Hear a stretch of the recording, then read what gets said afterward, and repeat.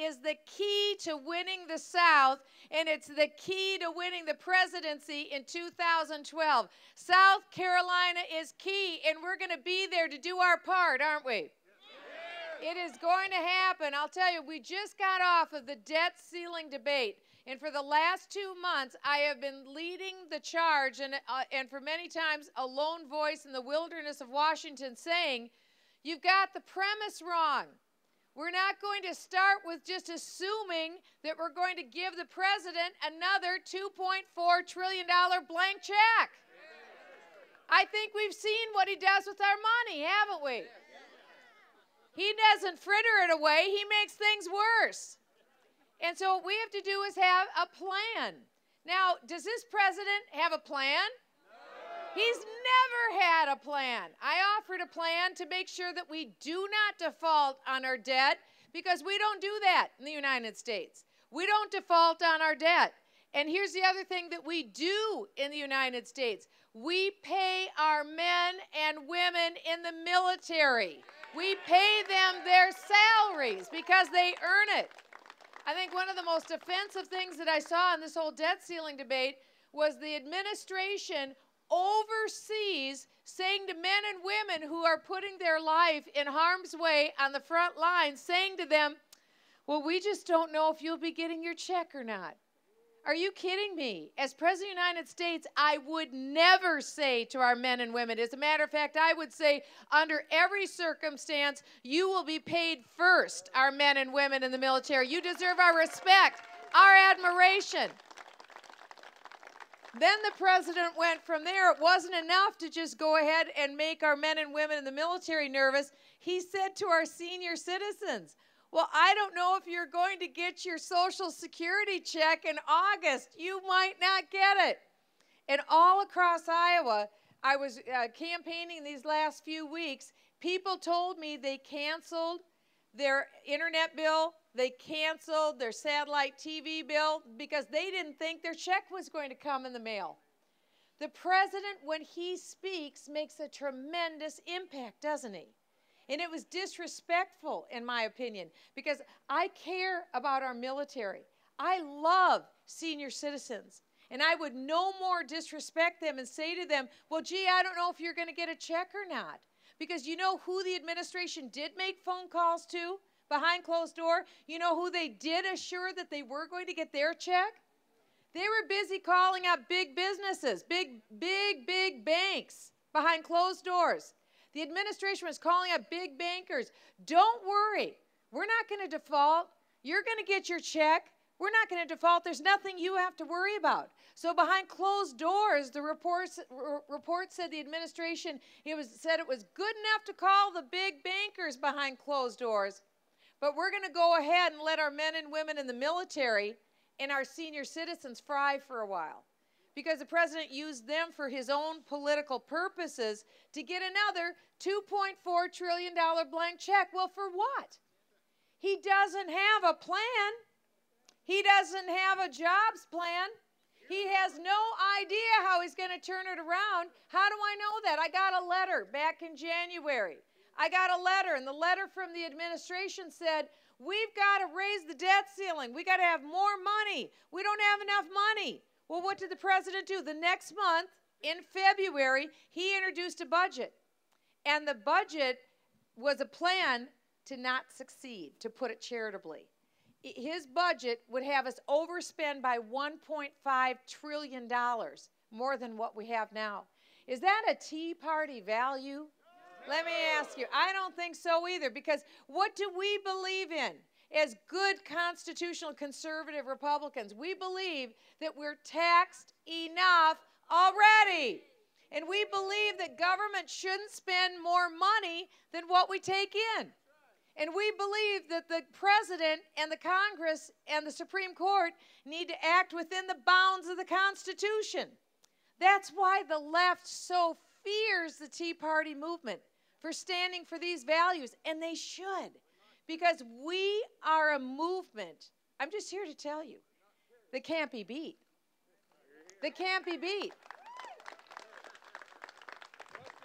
Because when we stick together, because we are fiscal conservatives, aren't we?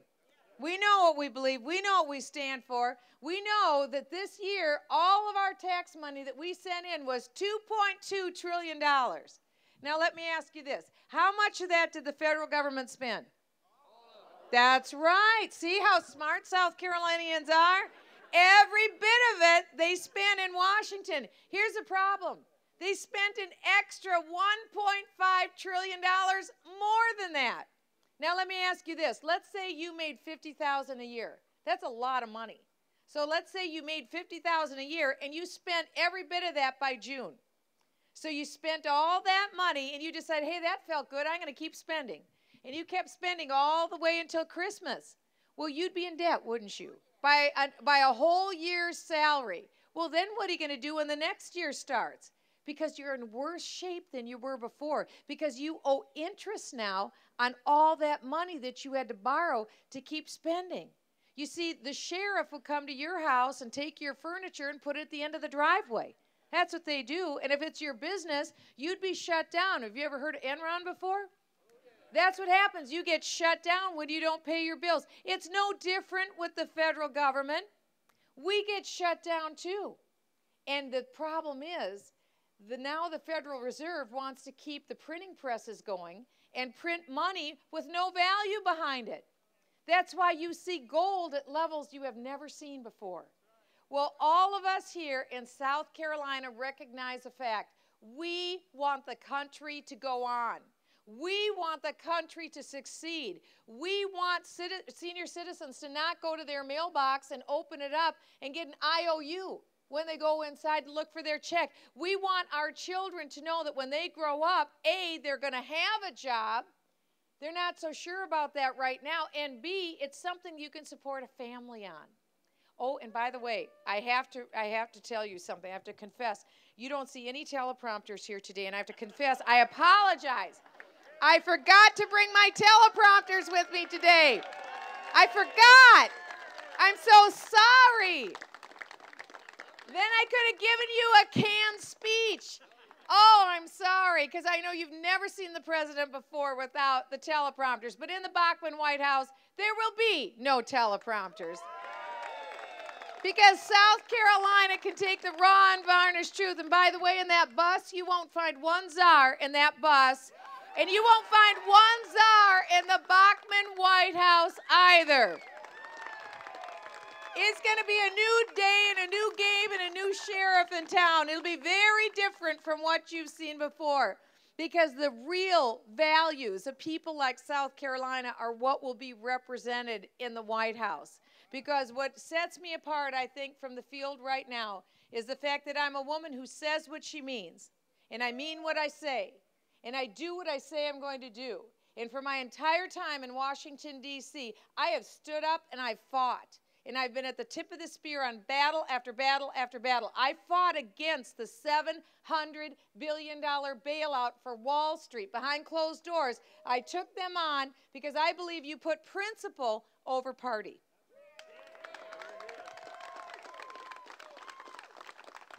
On Obamacare, I knew this was our down payment and the fundamental building block for socialized medicine. Who wants socialized medicine in the United States? Not me. I don't want it. Obamacare is going to be gone if I have anything to say about it. And so I fought, and I brought literally tens of thousands of Americans into Washington, D.C. to fight against Obamacare. We were told it's too late. Give up. Wave the white flag of surrender. We can't fight this thing. Are you kidding me? We can't fight this thing?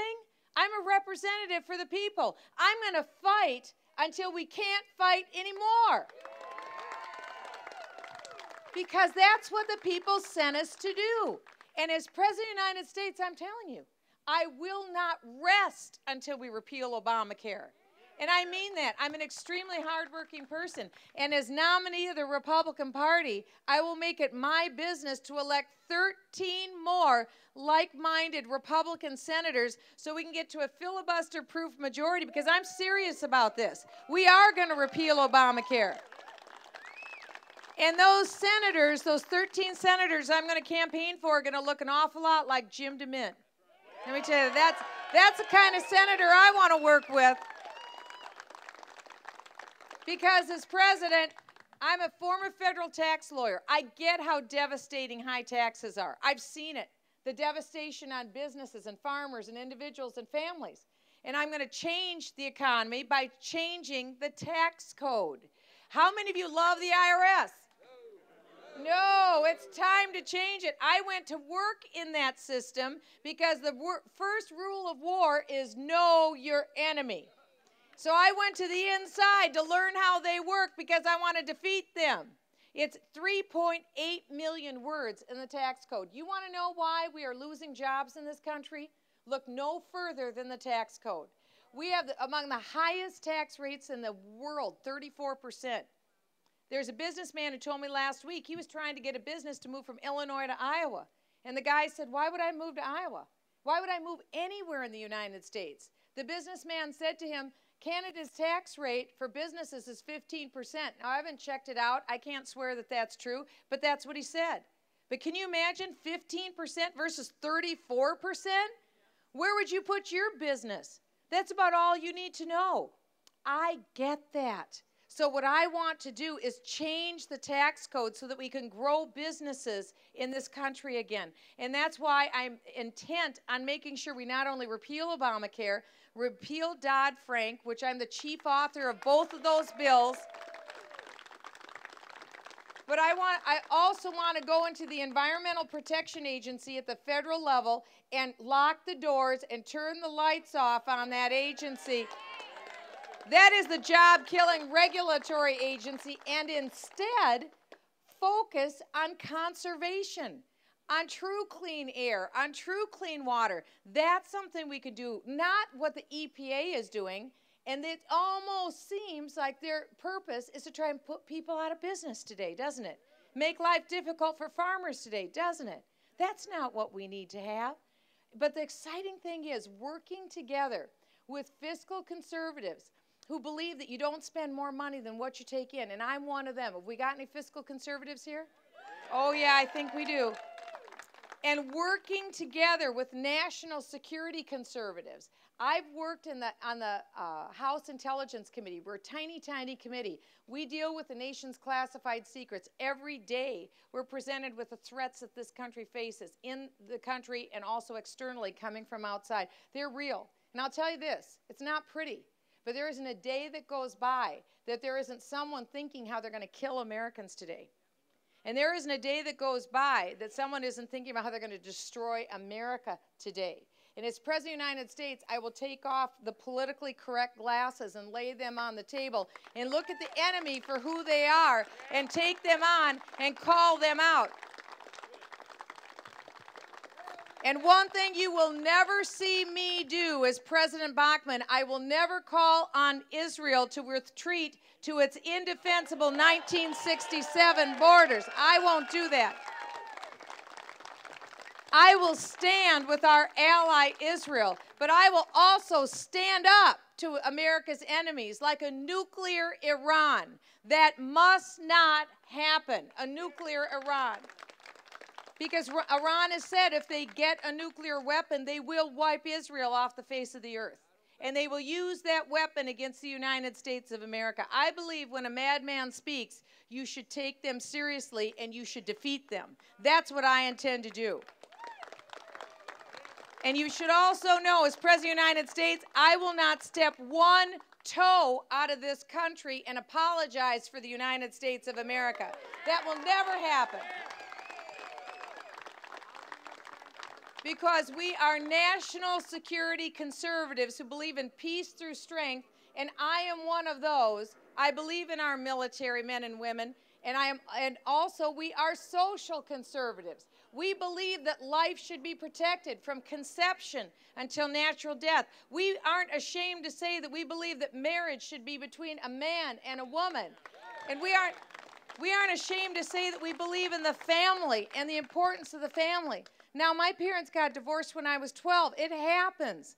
But that doesn't mean that we shouldn't uphold the family, that we shouldn't uphold this basic unit of government. We need strong families, and we need to support them in order for the nation to work. You see, we are this winning coalition that can't be beat if we stick together.